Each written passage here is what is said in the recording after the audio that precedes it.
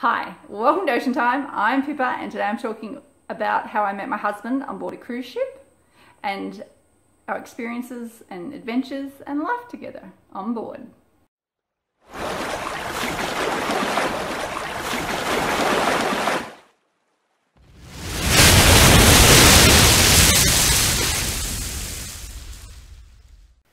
I met my husband on board the cruise ships. We brought a ship out and it was getting built in Saint-Nazaire in France, and so it's a beautiful romantic story that we met in France in this little small town, and we were the two Australians in the casino and got introduced, and he made some lovely silly comment of, "Oh, Pippa, home and away."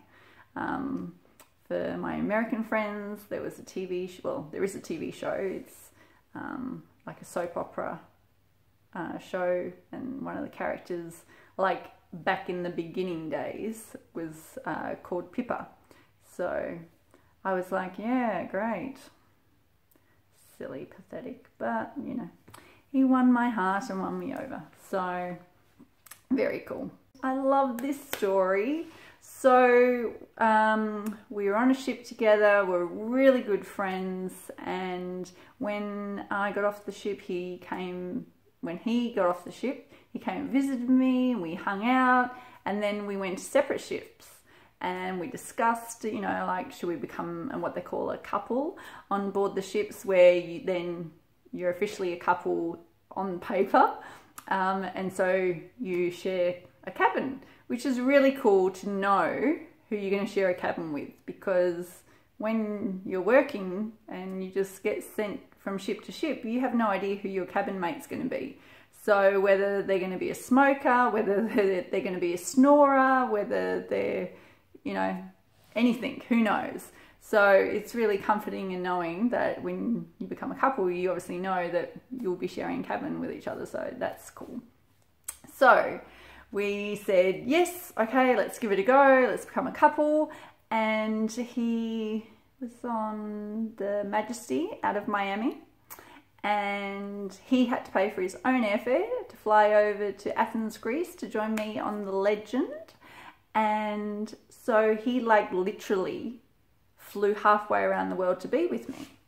And I can't believe he doesn't say that more often, because like, if that's not one of the most romantic things, and I don't know what is. Like, anything I say to him, he should just turn around and say to me, hey, listen, honey, I flew halfway around the world to be with you.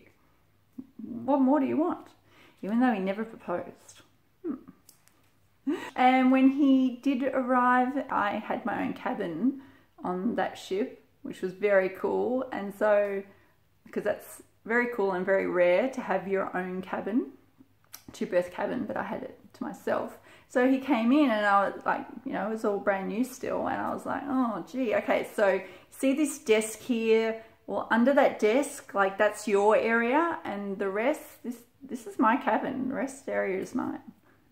It was my husband, then boyfriend, 23rd birthday, and I thought it was a fantastic, great idea if you do up a card, and I had 23 sort of pictures of drinks, and so he could have 23 drinks while we were out and cross them off each one. We were overnight in St. Petersburg, Russia, and you know, what could possibly go wrong? Yeah, okay, where do I start? I can't actually remember if he crossed them all off or what he could remember up to that point of how many he drank. But the last thing we both can remember is we were inside a casino and he was at a table, I was at a table, we came together and it was like, oh, I'm winning. And he said, I'm winning. And I was like, yay. And that's the last thing I can remember before being in the cab going back to the cruise ship. So between those times,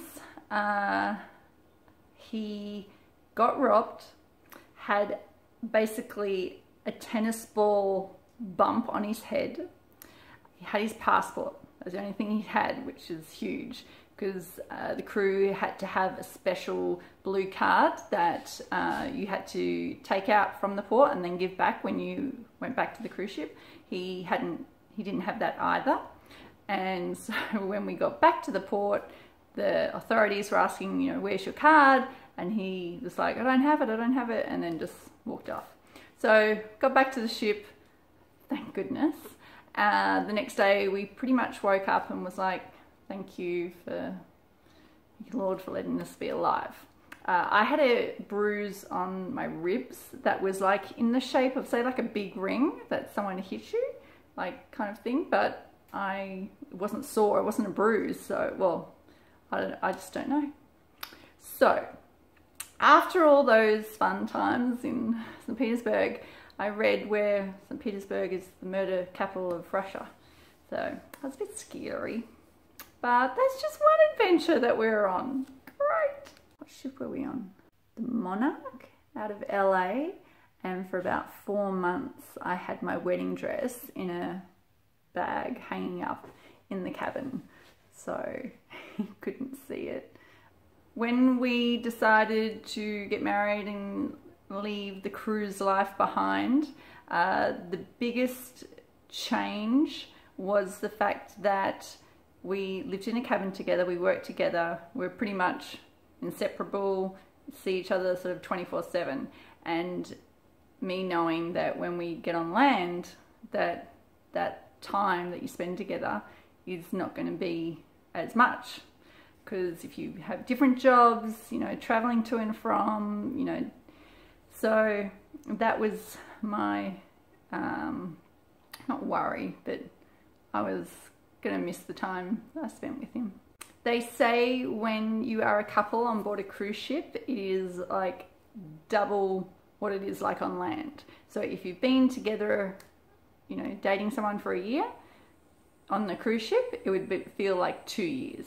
Just because you live out of each other's pockets, you can't get away from each other. You know, the furthest you can get away is like maybe 100 meters. And especially if you do share a cabin. I never actually lived with my husband before we got married on land, like in a normal house. I lived in a sort of 4x6, I don't want to say cell, but you know, I lived in a cabin for three years with my husband before we got married, so that was my only experience. But we've been happily married for 13 years now, so all going well. Thanks for listening. If you like these stories, give me a thumbs up. Please subscribe. Any comments, leave them below. And thanks for being on board, and see you later.